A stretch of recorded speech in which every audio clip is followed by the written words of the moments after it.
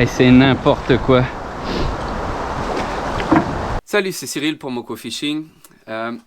Aujourd'hui, je vous parle de la pêche au doré et des leurres que j'utilise principalement. Et je vais essayer de faire 4 vidéos sur le sujet, de 4 contextes un petit peu différents. Pour ce premier volet, je m'étais dit que j'allais vous présenter la technique qui me rapporte le plus facilement du poisson. En fait, on parle de 2 leurres en particulier que, couplés ensemble, ça va me permettre de répondre à 80-90% de mes besoins en pêche, spécifiquement pour les postes à dorer. Quand je guide du monde, ça va souvent être ces leurres-là que je vais leur donner. Quand j'aborde un nouveau plan d'eau, je reviens à ces bases-là, fait que c'est vraiment un passe-partout. C'est pas fait pour traîner, par exemple, je tiens à le dire, parce qu'en Abitibi, je sais que vous aimez traîner.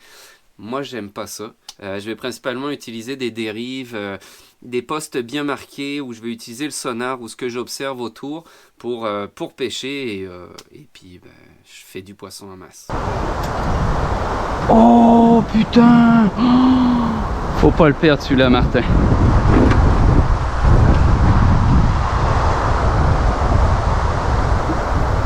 C'est juste un méga doré. Oh là là!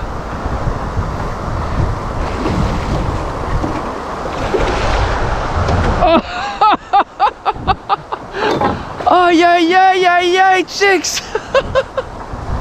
Attends, je vais le laisser un peu dans l'eau.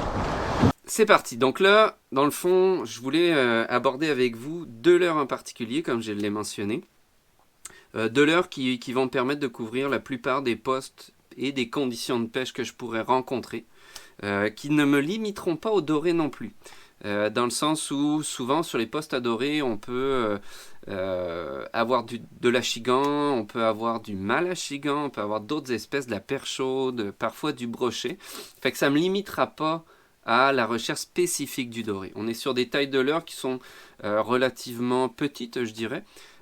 Plus dans 7 à 10 cm. Donc là, on est sur du quoi, 3 pouces et demi à 4 pouces max. Ce qui est surtout important, c'est pas tant le leurre en particulier, mais la tête plombée qui va accompagner le leurre. Donc pour vous permettre de changer de contexte ou d'aborder un nouveau poste, ça va vous prendre différentes têtes plombées. C'est plutôt ça qui est important en fait. Et puis je vais vous parler aussi, parfois on trouve un spot sur lequel ça mord, puis à un moment donné ça arrête. Qu'est-ce que je fais dans ce contexte-là avec les quelques leurres que j'ai? Donc je vous en parle tout de suite.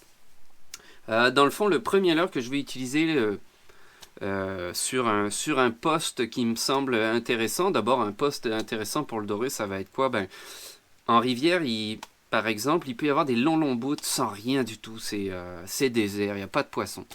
Et en rivière, moi, ce qui m'a rapporté pour le doré, mettons, c'est de cibler les structures que je vois. Ça va être une accélération de courant, un rapide, une chute d'eau. Ça, c'est des structures assez évidentes en général. Ça peut être un épi, donc une pointe par exemple, une pointe de roche qui avance dans l'eau. Ça peut être un seuil aussi, une retenue d'eau qui fait une espèce de mur en fait, souvent au pied de ces endroits-là. Ça va être une accumulation de poissons. Puis c'est ça le secret en rivière. C'est que vous pouvez avoir des longs stretches avec rien du tout. Perdez pas de temps, il n'y a rien, il n'y en a pas. Et à un moment donné, vous arrivez sur ce type de structure, donc ça peut être des boulders, ça accélère le courant, un rétrécissement de la rivière, accélération de courant avec en plus 2 pointes, des piles de pont.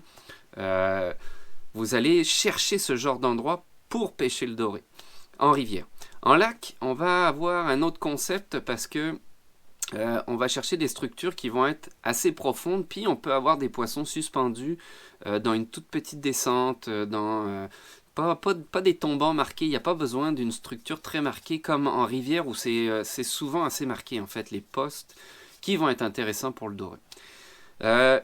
Les techniques de pêche que je vais utiliser pour aborder ces postes-là, ben, ça va être principalement le linéaire. Donc le linéaire, c'est quoi? C'est lancer-ramener. La pêche à gratter. Donc là, on lance, on laisse tomber au fond et on fait évoluer notre leurre proche du fond. En général, ça c'est super intéressant pour le doré parce qu'il est dans les zones pas super creuses, mettons jusqu'à 5, 6, 7 mètres il va souvent être relié au fond. Dès que vous atteignez des profondeurs plus importantes, il peut être suspendu dans la colonne d'eau, puis là c'est une approche un peu différente. Donc les pêches à gratter pour les zones, je dirais, ouais, jusqu'à 5-6 mètres, sans problème, 7 mètres des fois. Ça peut être intéressant, ça reproduit souvent le comportement d'une petite proie qui va fouiller sur le fond, un petit poisson qui fouille pour avoir de la nourriture sur le fond. Ça pourrait être un chabot, les chabots vont être beaucoup reliés au fond. Ça pourrait être aussi une écrevisse par exemple, donc on va essayer de mimer ces comportements-là qui vont attirer le comportement du prédateur comme le doré. La technique en linéaire, ben là on va être sur des poissons on va essayer d'imiter un comportement plus de passage. On peut faire quelques mini-pauses pour laisser retomber le leurre. On redonne du moulinet, hop, le leurre repart. Donc là on fait une proie qui va passer dans la zone d'attaque des dorés, dans les zones potentielles. On peut l'utiliser aussi sur des fonds très très encombrés, donc on veut juste passer par-dessus. Les fonds encombrés, des fois c'est un peu difficile, ça va être un cimetière à leurre, souvent on veut éviter de perdre notre leurre. Mais par contre les dorés qui vont se cacher là-dedans, c'est des belles structures pour abriter du doré. Les dorés qui vont se cacher là-dedans n'hésiteront pas à sortir pour essayer d'attraper une proie de passage. Donc ça peut être une autre manière de pêcher. Ça peut être aussi intéressant quand on est en embarcation pour pêcher des zones peu profondes. Donc vous ne pouvez pas vous approcher avec l'embarcation, vous n'avez pas le choix de lancer, vous pouvez juste ramener comme ça. Ça peut être bon pour pêcher la pleine eau aussi. Donc c'est vraiment pas une méthode, c'est une méthode qui va servir énormément en fait. Et la différence vraiment avec la pêche à gratter, on la laisse se poser sur le fond. L'autre méthode que je vais souvent utiliser, ça va être les pêches en verticale, donc directement sous le bateau. Soit pour aller chercher le fond, donc je vais aller chercher le fond et essayer de déclencher des touches comme ça. Donc souvent c'est des pêches que je fais au sonar, donc je veux vraiment pêcher une structure très marquée ou des échos marqués. Et donc écho signifie poisson. Ça peut être un banc de poisson, j'observe une boule au sonar, ou des arcs de cercle qui sont autour de cette boule ou qui sont isolés. Donc ça peut être en pleine eau ou collé au fond. C'est deux approches. Maintenant les leurres. Il faut qu'on réponde à tout ça. Mais comment faire avec très peu de leurres? Ça va dépendre en fait de qu'est-ce que mange le poisson. Puis je trouve que les tailles 7 à 10 cm, c'est un passe-partout que le doré ne refusera pas. C'est vraiment des belles tailles pour ça. Là, je peux vous montrer par exemple ici une taille. Donc vous voyez, c'est pas un très gros leurre. La plupart des gens ont une canne qui va lancer ça facilement. Au niveau de la canne, je pourrais peut-être vous en toucher un mot. Moi, j'aime bien les cannes autour de 7 pieds, mettons. 7 pieds en montant. 7 pieds étant un passe-partout, je trouve, qui, pour la plupart des débutants, ça va combler leurs besoins. Si c'est pour rechercher spécifiquement du doré et de l'achigan, avec possibilité de manœuvrer un brochet ou d'aller même à la truite ou pour y aller à la grise, 7 pieds, je trouve c'est très bien. Et en plus, si vous prenez, mettons, une puissance en 5 à 20-21 grammes, vous allez pouvoir lancer les leurres que je vous conseille aujourd'hui. Et en vertical, on peut même monter un petit peu plus haut, genre quasiment jusqu'à une once, donc proche de 30 grammes, un peu plus fort en grammage. Maintenant, les leurres que j'utilise, ça va être... Souvent, pour commencer, je vais utiliser un leurre de type Tchad. Donc, un leurre de type Tchad, c'est quoi? Ça va être un leurre avec une caudale. Vous voyez la petite caudale à la fin, là. L'eau passe là-dessus. Ça va venir faire bouger le leurre, lui donner une action. Souvent, ça fait une très belle job. Dépendamment des têtes plombées, maintenant, je vais travailler de différentes manières. Souvent, ce que j'aime bien comme tête plombée, 8-10 grammes pour débuter, c'est un peu un passe-partout. Même, je dirais jusqu'à 12 grammes. Donc ici, ça va ressembler à ce genre de tête-là. Vous pouvez lancer, ramener. C'est sûr que ça va aller chercher le fond assez rapidement. Mais vous allez pouvoir déclencher quelques attaques et savoir si vous passez trop vite dans la colonne d'eau, si ça va trop vite sur le fond puis qu'il n'y a pas assez l'effet planant. À partir du moment où vous avez juste des touches, donc vous sentez dans la canne, ça prend, mais pas complètement, c'est qu'il y a un petit truc à changer. d'accord? Si vous avez une touche franche, là, paf, ou ferrage, vous sortez le poisson, ben, vous êtes pas mal sûr que vous avez le pattern. Si par contre vous n'avez que des touches, il y a quelque chose, il y a un petit détail à changer. Souvent, on va essayer d'alléger le grammage. Donc, d'une tête de 10 grammes, par exemple, ici avec le Mud Digger, qui est un leurre que j'utilise très très souvent sur le doré, eh ben, on pourrait descendre, par exemple, sur une tête de 5 grammes dans les mêmes tons. Vous savez que le ton, la taille est bon, vous avez des attaques, mais vous passez trop vite et le poisson n'a pas le temps d'attaquer complètement, fait qu'il manque sa proie, ou il cherche juste à blesser, puis peut-être que si vous attendez sur le fond, il va ramasser après. Ça se peut aussi. Donc, bien important d'être capable de détecter ces touches-là. Puis vous voyez, là, c'est le même leurre, j'ai juste changé la taille de la tête plombée. Et avec ça, vous pouvez faire une journée de pêche sans problème. Donc, on est sur une taille qui approche les 9-10 cm ici. Donc, 5-10 grammes, c'est vraiment un must quand on a détection de touche, mais pas de poisson. Ici, c'est le Black Minnow dans sa version de 9 cm. Le poids exact de la tête, c'est 8 grammes, je crois. On doit approcher 8 grammes, autour d'eux. Même taille que l'autre, dans le 9 cm. Juste une gomme un peu plus souple, donc qui va créer une vibration un peu différente. Ça serait mes 2 leurres de début de pêche quand je recherche le doré. 21, 22.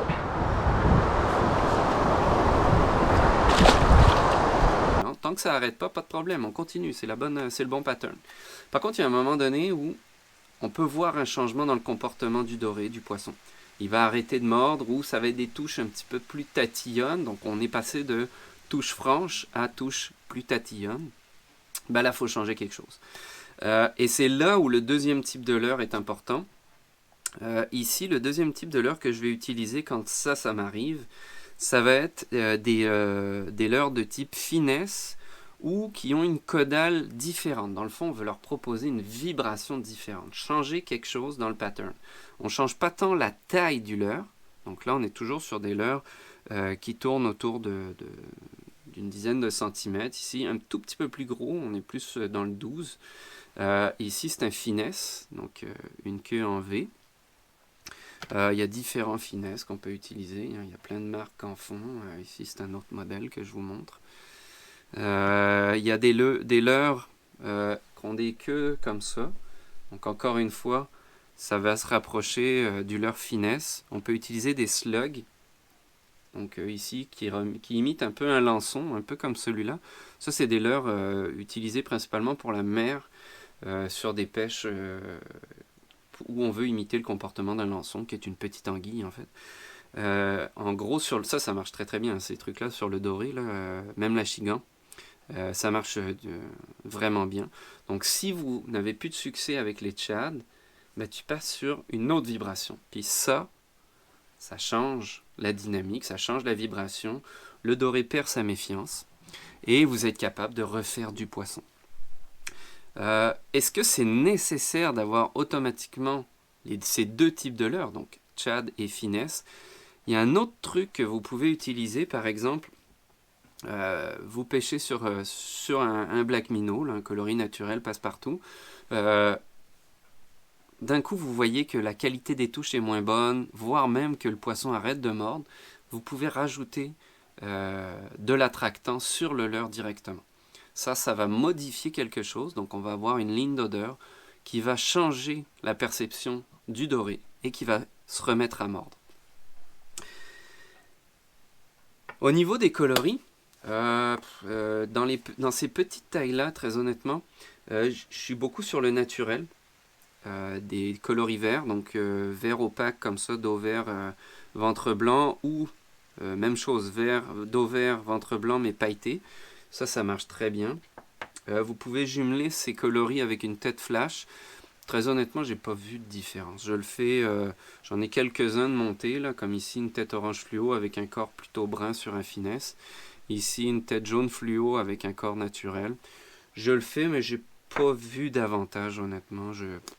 Ça crée pas une grosse différence. Contrairement au fait de changer de vibration, ou d'ajouter de l'attractant, là on récupère des poissons mordeurs.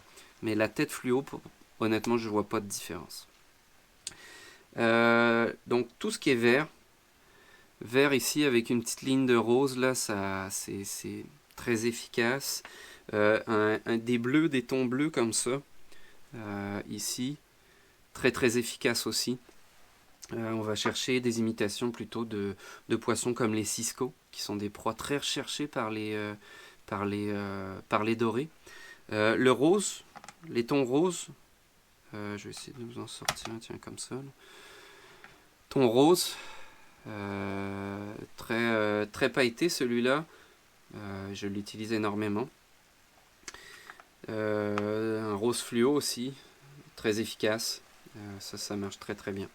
Donc choisissez-vous dans les tons verts, là, ça marche super bien dans presque tous les types d'eau.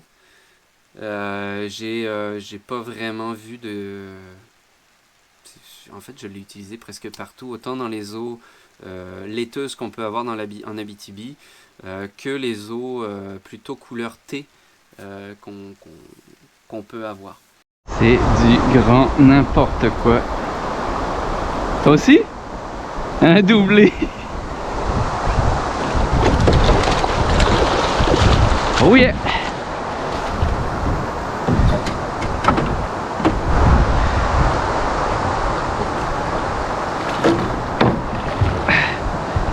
J'essaye de le sortir. Hop.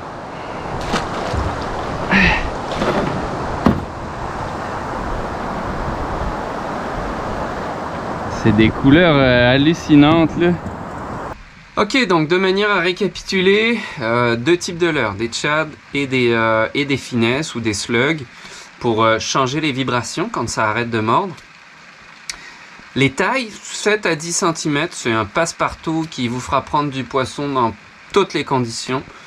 Des têtes plombées de 5 minimales, vraiment 5, le best étant, le passe-partout étant autour de 10 grammes. Donc 5 à 20 grammes pour essayer d'aller chercher toutes les possibilités, de répondre à la plupart des possibilités que vous allez rencontrer.